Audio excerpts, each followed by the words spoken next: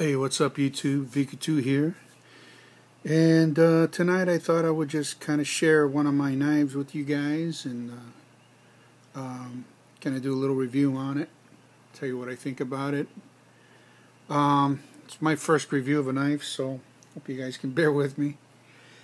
But tonight I wanted to share with you guys this guy right here. It's the Super Roadhouse, Emerson Super Roadhouse. First of all, this is one beast of a knife. It's a knife I had my eye on for some time, ever since they came out with it. Had some money saved up. Several times I could have gotten the standard Roadhouse, but I decided, well, I really want to get a supersized, because I never had a supersized Emerson, and I wanted to see what it felt like. Well, I gotta tell you, man, this feels really good for me. I have kind of medium to large hands, but there is something I wanted to share regarding size of the handle and stuff like that. But first, let me just go over some of the specs with you. The blade length on this thing is 4.2 inches. So it's got some nice length there. Not legal in many areas, but it's legal where I'm from, so I just carry this around, no problem. EDC this thing. Total length of the knife is 9.8 inches. So it's about a 10-inch knife we have here. 10 inches, weighs about 7 ounces. So, I mean, it's not your everyday EDC knife, I mean, it's your sometimes EDC knife, I guess.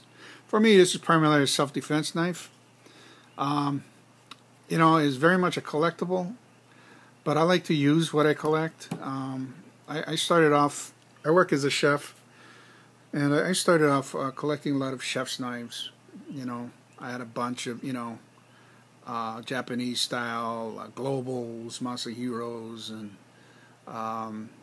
different German knives like Henkels and Wusthoffs and stuff like that. And they were great, I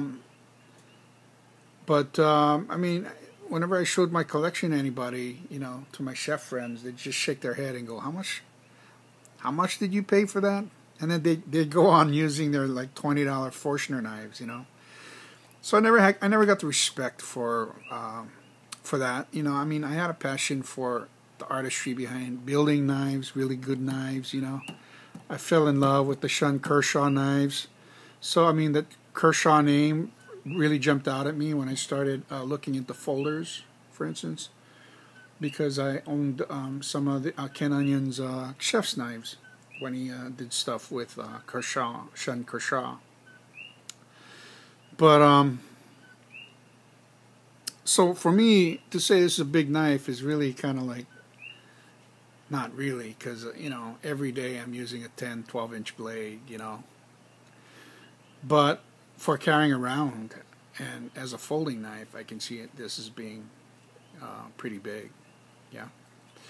One thing about, first of all, it's really nice G10 scale.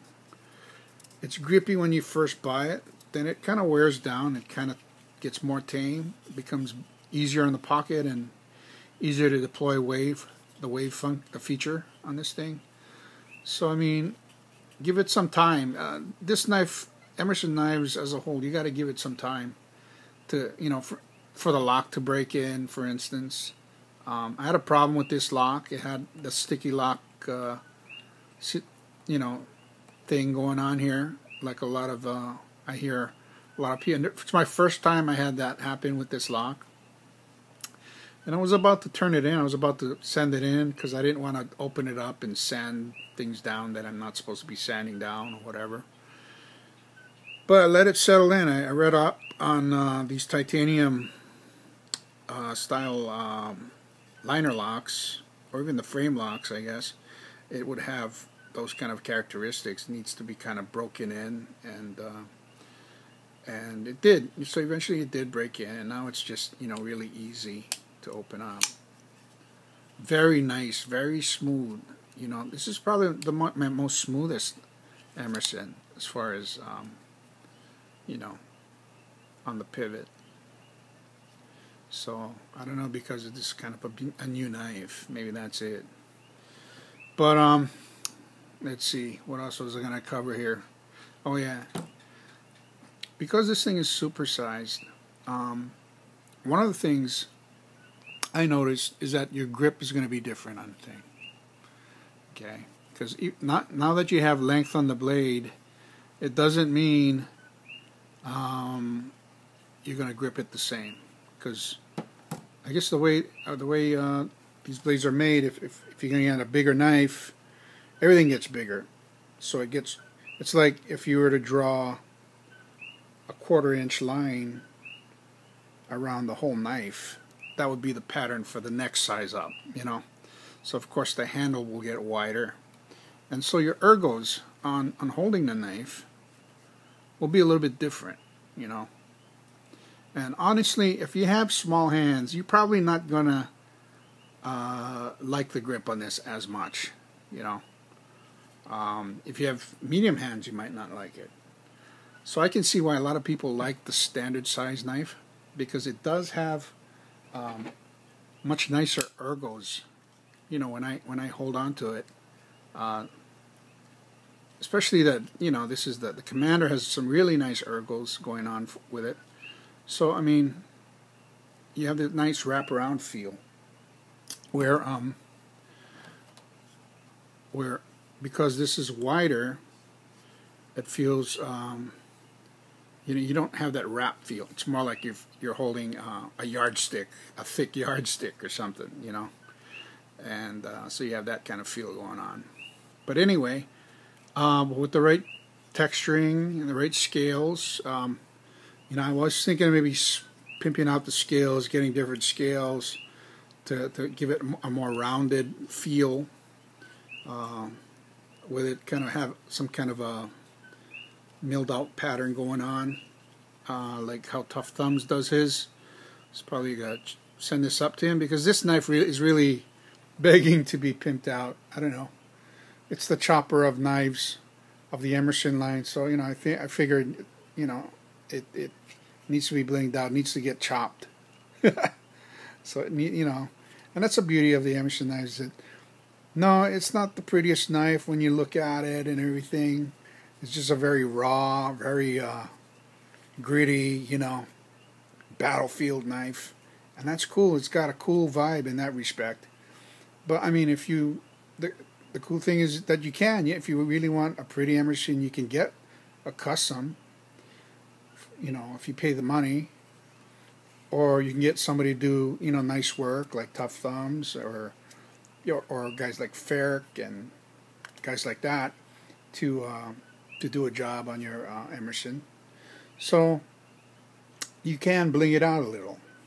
And just to show you, this is my CQC 15 that I had Tough Thumbs do. He just put on some carbon fiber scales and just really did some really nice finish work on it. And that's what I like about it. I didn't need a whole lot of patterns going on.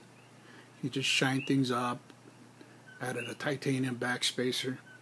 So I'm really happy with this job, you know. And this one is just, I might do something else with this too.